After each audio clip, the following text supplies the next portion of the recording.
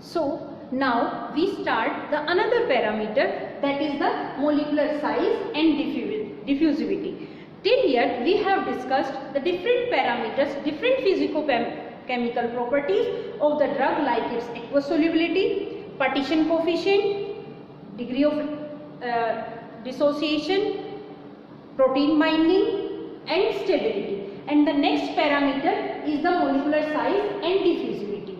First of all, we should know about the diffusivity. What is diffusivity? Since the drug has to pass across the membranes, means if I say I am taking a drug by the oral route, then it will be taken inside my body, and after taking it orally, it is going to travel through the different route, means through the several membranes during the time course of that drug. For example, orally taken, it will dissolve, it will be absorbed systemically, and from systemic absorption it will move through across the body, and then it will diffuse to the different organs, tissues, cell surface, and then it will show its pharmacological effect. Now that is diffusivity, means the diffusion of the drug across this membrane. Now why it is important? Since the bigger is the size, lesser will be the diffusivity. Smaller is the size, higher will be the diffusivity. And for example, if I consider this is a membrane, this is a complete membrane. Now if I am going to deliver a drug, then if it has to diffuse,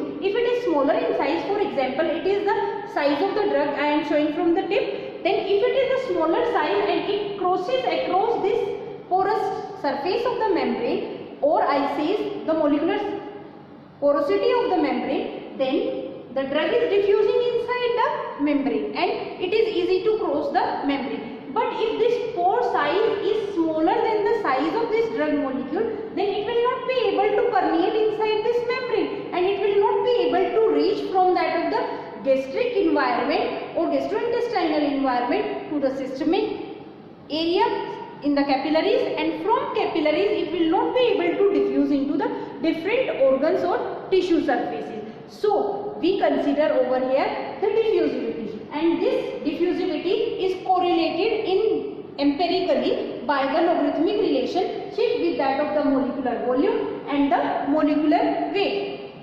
This logarithmic d value, logarithm of the diffusion, will be equal to minus SV log V, and V is the molecular volume of the drug, plus Kv. Now this SV and Kv, these are the constants, and if I correlate the diffusivity with the molecular weight, then logarithm of the diffusivity will be equal to minus Sm logarithm of the molecular weight plus Km. Now we can see this diffusivity is correlated well with that of the molecular volume and molecular weight. If I say diffusivity will depend upon the two factors, that is the size and shape of the cavity, means I have said this is the membrane and the drug has to pass. If it has a smaller pore size, then again it will not be able, my drug even though smaller in size, but it will not be able to cross this membrane.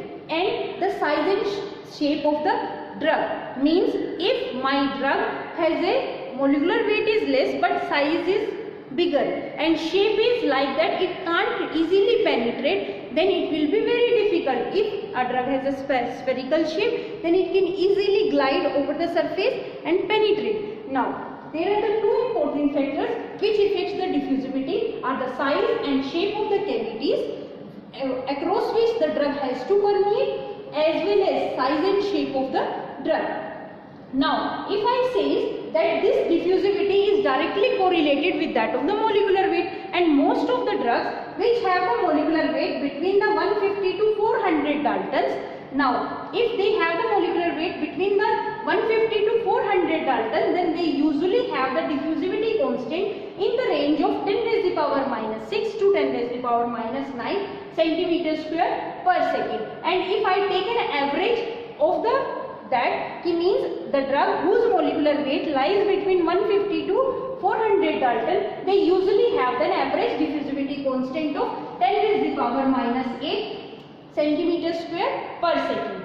Now if the molecular weight increases, means it is greater than 500 Daltons, or I say more than 400 Daltons, then diffusivity constant is further reduced, that is 10 raised to the power minus 12 centimeter square per second. Means as I am going to increase the molecular weight of the drug, my diffusivity is correspondingly reducing as size is bigger, and then it will not be able to permeate across the surface of the membrane through that of the pores of the membrane. And it is not only, if this is a biological phenomena, if I consider the permeation across the biological membrane, but if I consider across the release from that of the polymeric membrane, as we are going to prepare a modified formulation or controlled release formulation, then we basically make use of the polymers, and these polymers form a film across the drug molecule through which the drug has to permeate. Now, if the porosity is less of that polymer and size of the drug is bigger, then it will be very difficult for the drug to move out across the polymeric membrane. And if there is no release of the drug across the polymeric membrane, then obviously there will be no pharmacological effect. So, in order to facilitate the uniform and constant release of the drug, it is the basic requirement that our drug should diffuse across the polymeric membrane so that it can come into that of the biological fluid, and then it can be absorbed, and then it can show the pharmacological response. Now, all these were the physicochemical parameters which affected the selection of the drug. Means, if I take a drug for making a controlled release formulation and its diffusivity constant is very small, then obviously release rate will be very small. And if the drug has a smaller molecular weight, then I can achieve the faster diffusivity from that of the polymeric membrane. Now, all these physicochemical properties like aqueous solubility, dissociation constant of the drug, partition coefficient, then drug stability, protein binding, molecular weight and diffusivity, they affect the selection of the drug, as well as what are the different biological factors. We have said earlier that there are the two things that affects the selection of the drug, that is biological factors and physicochemical factors. Now, all these physicochemical factors which affect the selection of the drug have been discussed. Now we will go and opt to that of the biological factors. Now, these biological factors are absorption, distribution, metabolism, excretion, elimination, safety and side effects, as well as what is the dose size of the drug. Now, the first factor which is considered is the absorption factor. How the absorption is going to affect the selection of the drug, whether it is a suitable candidate for the controlled drug delivery system or not. Now, this absorption means, if I say in order to achieve the absorption at a uniform rate, means if I wish to achieve the absorption at a particular rate uniformly and to a particular extent, then a drug should suitably dissolve and then it will be absorbed. Now, if I say I have a formulation which is going to control the release of the drug. Now, if a formulation is going to control the release of the drug, then obviously release rate I can modify. As a pharmaceutical scientist, I can't modify the rate of absorption of the drug. I can simply modify the rate of release of the drug. For example, if I take a case of the immediate release formulation,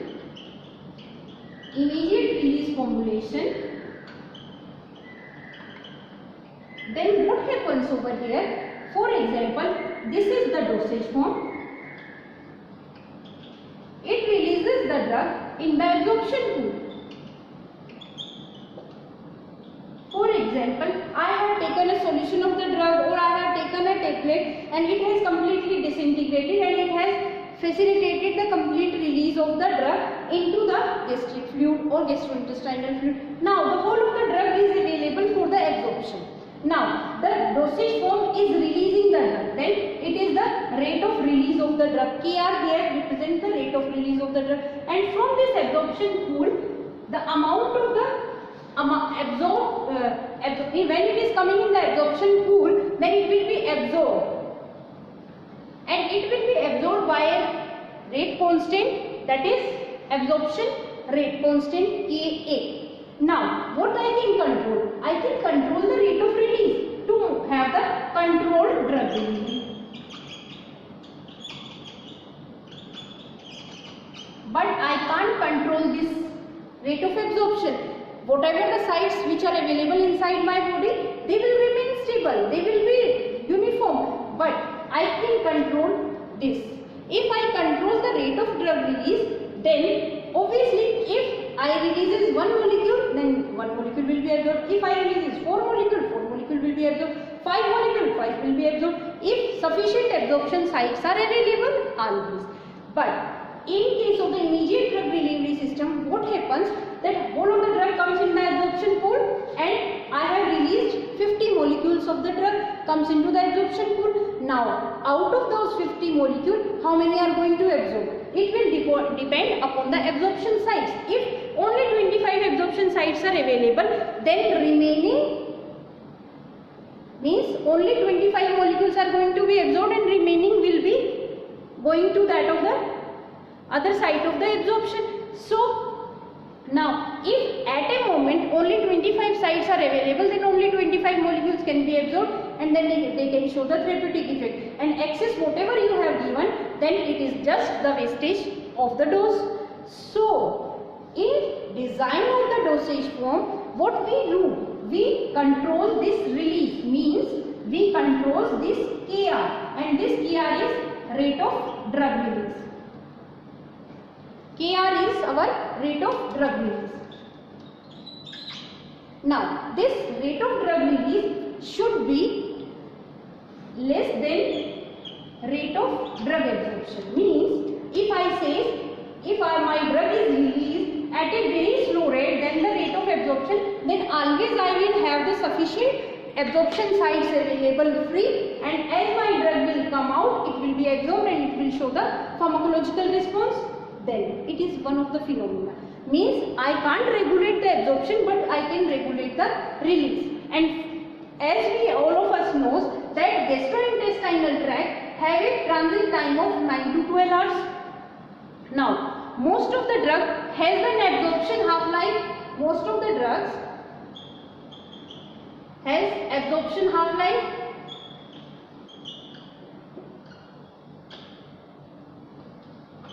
of 3 to 4 hours.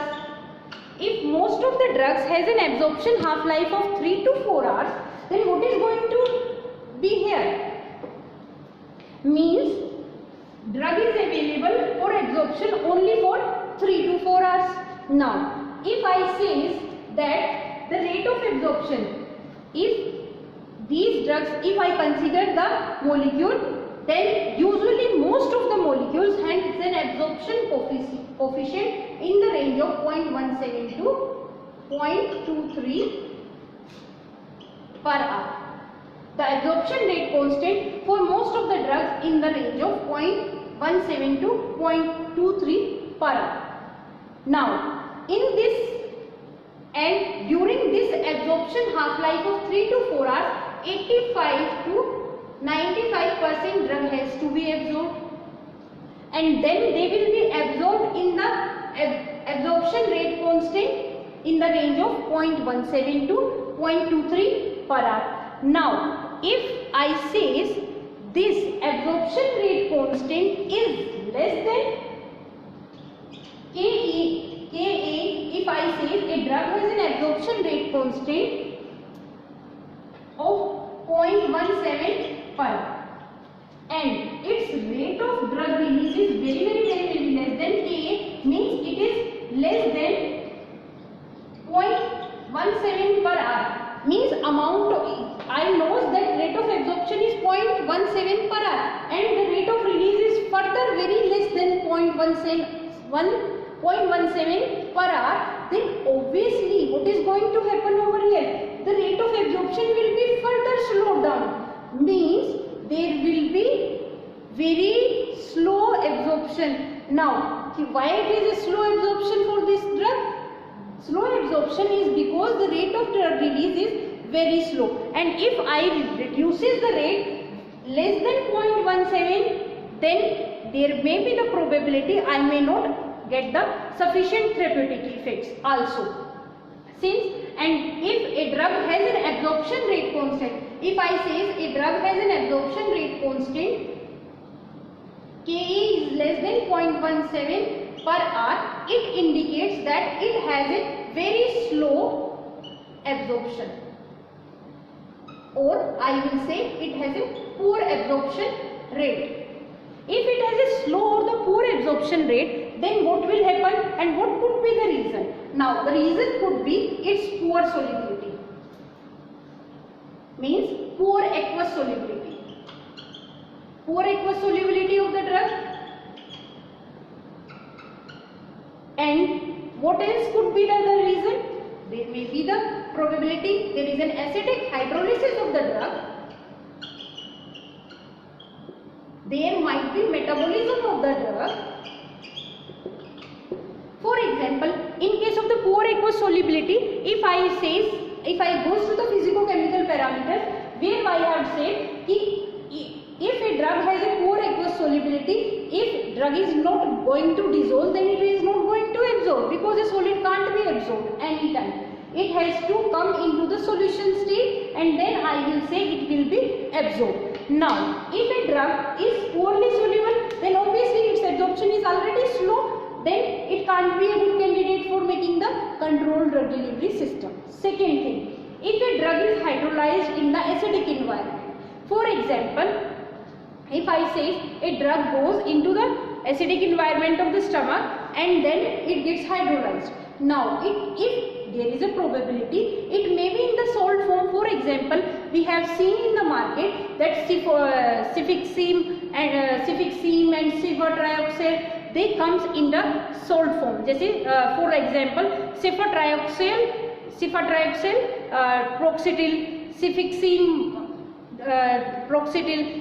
These salts are available in the market and they get hydrolyzed and they will be converted into the water soluble fraction. Their water solubility will be increased, but their hydrophobicity gets reduced, and because of which their absorption gets slowed down. Because for a drug to get absorbed, it is the primary requirement that it should come into the solution state, and if it comes into the solution state, according to the partition coefficient, it should have a sufficient lipophilic and hydrophilic behavior also, means it should have a suitable HLB value, and if it becomes highly hydrophilic, then absorption will be slowed down because it will be not able to permeate across the membrane. So, acidic hydrolysis of a drug could be one of the possible reasons that it may show the slow absorption. Next thing, in the similar manner, the metabolism. For example, if a drug is metabolized at a faster rate, if it is metabolized at a faster rate, then sufficient amount of the drug that is going to be absorbed, it is not available, and after metabolism it is converted into the water soluble fractions, because of which the absorption rate of the drug will be slowed down. Now, the other things are the poor partition coefficient also, means as I have said, if a drug has high aqueous solubility but it has a poor lipophilic behavior, because of which it is not able to permeate across the biological membrane, then again it will have the poor absorption coefficient. So, I will say over here a drug molecule which have the poor aqueous solubility, which is unstable in the acidic environment, which is sensitive to the acidic hydrolysis, which has a poor partition coefficient, high metabolism, then obviously it will not be a suitable candidate to formulate a controlled drug delivery system.